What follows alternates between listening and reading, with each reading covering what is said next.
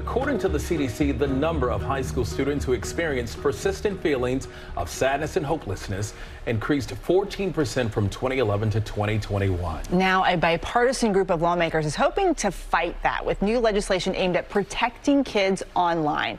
Here to discuss are the senators leading the charge, Connecticut Senator Richard Blumenthal and Tennessee Senator Marsha Blackburn. Thank you both so much for being with us. Senator Blackburn, I want to start with you. This legislation aims to protect children from harmful online content with tools and safeguards. What are they, and how would they work for children and parents? What this would do is put that burden on big tech to put in place those guardrails that are necessary, to have that duty of care, to do safety by design and safety by default, so that parents have the tools they need to protect their children, and children can participate in this. You know, those algorithms have been in that black box.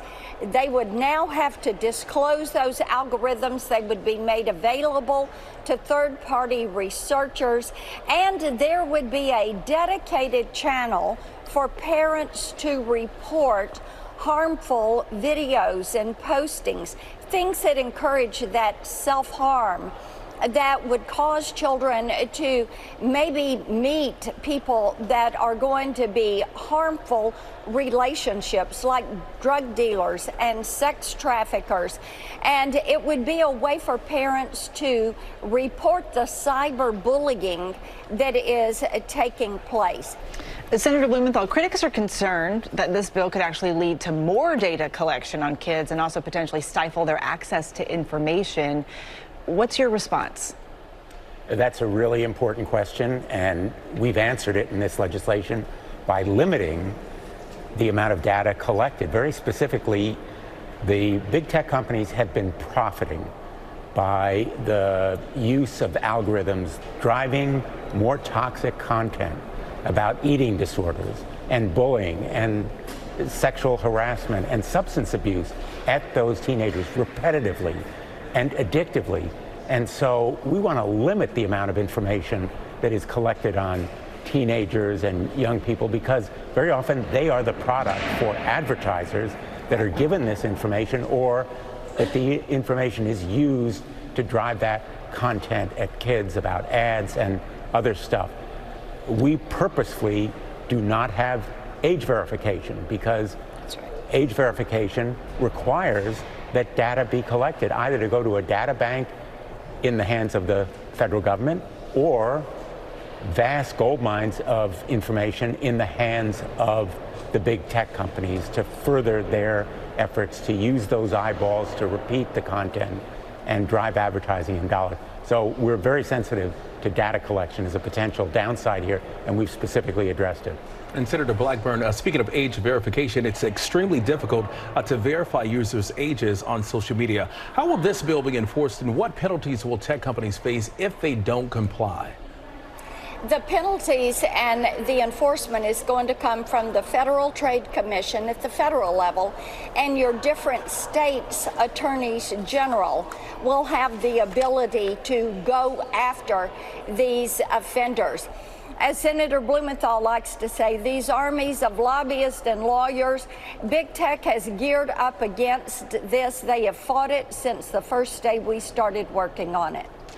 We're talking about protecting children, so I have to ask you both. The #1 cause of death for children is gun-related violence in this country. We've seen mass shooting after mass shooting, one of the most recent at a school district at a school in your area. Senator Blackburn, Americans very much are sick of all the finger pointing over who's to blame for this. Is there any plan to work across the aisle to find some sort of solution here?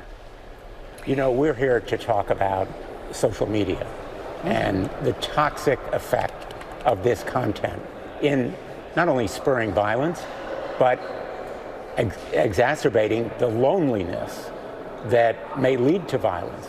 And we have now this strong bipartisan coalition. 1/3 of the United States Senate is on record behind this bill. That is unprecedented. 33 senators saying we need to stop social media from putting profits ahead of safety. We need to force social media to come clean with the American people about how these algorithms really work. Right now, they are hidden black boxes. So this is a phenomenon that I think demands attention all on its own. It's nice to see the bipartisan coalition working on this, but are you saying that there's no conversations happening around schools and gun safety and making sure our children are safe in the place we send them every day? Well, there are conversations taking place. Right now, the conversations that are most pertinent to what we're doing concern kids' online safety. And, you know, I've been a leader on gun safety. I have worked on it for decades. I was involved in the bipartisan Safer Communities Act that was passed just last August. I have hope that we will take action on gun violence, but the focus of this bipartisan effort really is more broadly on the spreading phenomenon of loneliness, hopelessness, sadness that is aggravated and exacerbated by the big tech companies with the knowledge they're doing it and with the goal of covering it up. Yeah. All right, Senators Richard Blumenthal and Marsha Blackburn, thanks to you both for joining us. Thank you. You bet. Thanks. Well, hey there, GMA fans. Robin Roberts here. Thanks for checking out our YouTube channel. Lots of great stuff here. So go on, click the subscribe button right over here to get more of awesome videos and content from GMA every day, anytime. We thank you for watching, and we'll see you in the morning on GMA.